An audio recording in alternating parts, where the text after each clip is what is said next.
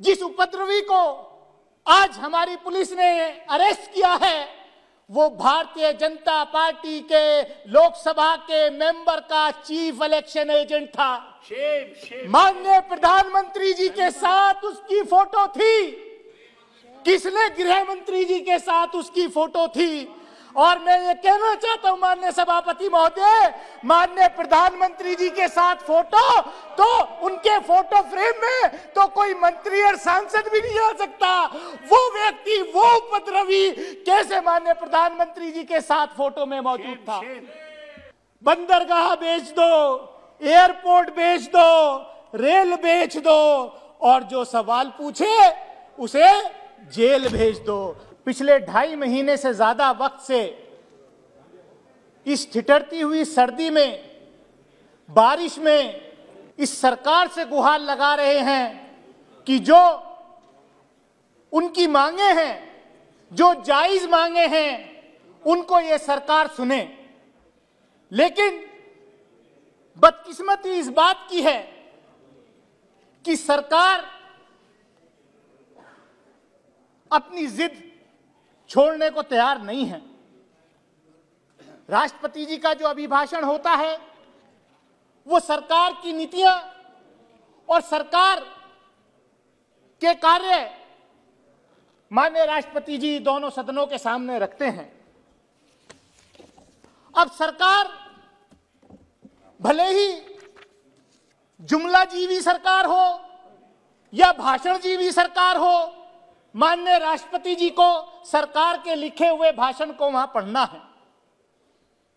मैं सिर्फ यह कहना चाहूंगा माननीय सभापति महोदय, आज जब एक तरफ चीन हमारी सीमाएं लांघ करके धरती पर अपने गांव बसा रहा है, कब्जा कर चुका है काफी सारी जमीनें, लेकिन सरकार को जो तत्परता वहां दिखानी चाहिए थी, हमारे जवानों को, हमारी आर्म फोर्सेस को ग्रीन लाइट दे करके कि जाओ मुकाबला करो, लेकिन पता नहीं किस दबाव में ये सरकार जो है चीन के खिलाफ जो है अपनी नीति स्पष्ट नहीं कर रही। वो कटीले तार, वो बाढ़, वो कंक्रीट की दीवारें इन किसानों के सामने जो दिल्ली में अपनी गुहार लगाने आए हैं उनके सामने खड़ी की जा रही हैं। माननीय सभापति महोदय, देश का किसान अन्नदाता के साथ ये सलूक करना ये कहीं से भी जायज नहीं है। मैं यही कहूंगा कि कई अंतर्राष्ट्रीय आवाजें भी इस किसान आंदोलन के बीच में उठी हैं। मेरी पार्टी बहुजन समाज पार्टी की नीति साफ है कि अंतर्राष्ट्रीय हस्तक्षेप नहीं होना चाहिए हमारे देश के इंटरनल मैटर्स में। यह हमारा अंदरूनी मामला है और भारत की यह परंपरा रही है कि हम कभी भी किसी दूसरे देश के लोकतंत्र में भी इंटरफेयर नहीं करते। लेकिन यह परंपराएं तोड़ी किसने? हम आज जिनको ये सीख दे रहे हैं कि यूएस स्टेट डिपार्टमेंट हो, यूनाइटेड नेशंस हो, वो लोग हमारे यहां जो आंदोलन चल रहा है उस पर बोल रहे हैं।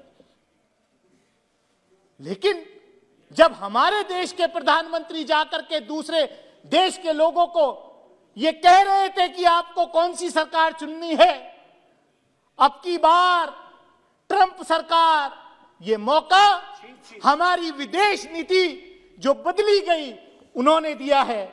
लेकिन मैं सिर्फ इतना ही कहूंगा माननीय सभापति महोदय कि सरकार तो आती हैं जाती हैं। ये इतिहास है इस दुनिया का कि जब जब जो सरकारें किसानों से टकराई हैं उन सरकारों का हश्र अच्छा नहीं हुआ है।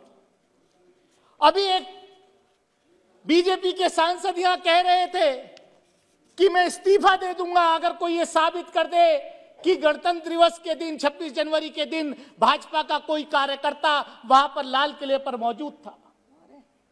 मैं कहना चाहता हूं कि शायद जिस व्यक्ति को, जिस उपद्रवी को आज हमारी पुलिस ने अरेस्ट किया है, वो भारतीय जनता पार्टी के लोकसभा के मेंबर का चीफ इलेक्शन एजेंट था। माननीय प्रधानमंत्री जी के साथ उसकी फोटो थी। किसने? गृह मंत्री जी के साथ उसकी फोटो थी। और मैं ये कहना चाहता हूं माननीय सभापति महोदय, माननीय प्रधानमंत्री जी के साथ फोटो, तो उनके फोटो फ्रेम में तो कोई मंत्री और सांसद भी नहीं आ सकता। वो व्यक्ति, वो उपद्रवी कैसे माननीय प्रधानमंत्री जी के साथ फोटो में मौजूद था? आखिर किसने उन उपद्रवियों को इजाजत दी कि लाल किले पर चढ़ करके देश के साथ ऐसा करे? माननीय सभापति महोदय, मैं ज्यादा कुछ ना कहते हुए मैं इतना ही कहूंगा कि ये देश को कहां लेके जा रहे हैं, ये देश को कहां लेके जा रहे हैं। कुछ सरकारी पार्टी की कुछ जमातें, सरकारी पार्टी की जमातें चंदा इकट्ठा करने के लिए निकली मध्य प्रदेश के अंदर। वहां पर क्या हुआ? किसी से छुपा है क्या? क्या हुआ? पथराव हुआ। और अगले दिन जाकर के वहां के एडमिनिस्ट्रेशन ने उन गरीबों का पहले उन्हें पत्थरों से मारा, पहले उनको पिटाई की, जेल भेजा और बिना नोटिस दिए अगले दिन मध्य प्रदेश के अंदर उन गरीबों के, मजलूमों के घर को बिल्डोजर से तोड़ दिया गया। क्या ऐसा मुल्क हम देखना चाहते हैं? उत्तर प्रदेश में किसी से नहीं छुपा हुआ। उत्तर प्रदेश के अंदर भी जब मन आता है तब जो है सरकारी बुलडोजर किसी के भी मकान पर चल जाता है। माननीय सभापति महोदय, मैं इतना ही कहना चाहता हूं। हाथरस के अंदर क्या हुआ? हाथरस के अंदर सभापति महोदय, मैं बस 2 मिनट में अपनी बात खत्म करूंगा। सभापति महोदय, हाथरस के अंदर क्या हुआ? एक दलित महिला के साथ, एक बच्ची के साथ जो घटना घटी, जो बलात्कार की घटना घटी। और ये कहते हैं, मुझे अफसोस इस बात का है, ये जिन महापुरुषों का नाम लेते हैं, चौधरी चरण सिंह जी का नाम इन्होंने कई बार लिया, लेकिन जब चौधरी चरण सिंह के पोते हाथरस के अंदर उस दलित महिला को न्याय दिलाने गए तो जयंत चौधरी, तो उनको लाठी और डंडों से पीटा गया। अगर उनके साथी ना होते तो चौधरी चरण सिंह के पोता वहां से जिंदा नहीं लौटता। सभापति महोदय, मैं सिर्फ 1 मिनट में अपनी बात खत्म करता हूं।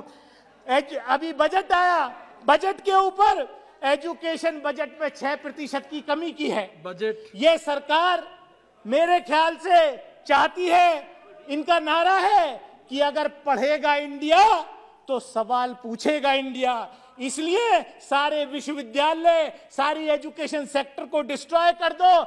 मेरे यहाँ एक यूनिवर्सिटी मेरे पड़ोस के जिले में मौलाना मोहम्मद अली जौहर यूनिवर्सिटी बनाई, उसको भी रोज तोड़ने के लिए बुलडोजर तैयार रहता है। लेकिन ये सरकार क्योंकि शिक्षा खत्म करना चाहती है। मैं सभापति महोदय, ज्यादा वक्त न लेते हुए मैं इतना ही कहूंगा, ये सरकार क्योंकि इनकी, बस 1 मिनट में अपनी बात खत्म कर रहा हूं। ये सरकार जो है, इन्होंने अपना जो है एजेंडा इनका साफ है कि बाबा साहब डॉक्टर भीमराव अंबेडकर के जो संविधान को नहीं मानना, उनके जो दिया हुआ आरक्षण है वो कैसे खत्म हो, सारे प्राइवेट सेक्टर्स के हवाले कर देना। जो पीएसयूज पिछले 70 साल में बने उनको प्राइवेटाइज करके, जिससे कि SC/ST के बच्चों को जो नौकरियां मिल रही थी उनको खत्म कर दिया जाए। मैं यही कहूंगा आखिर में कि बंदरगाह बेच दो, बंदरगाह बेच दो, एयरपोर्ट बेच दो,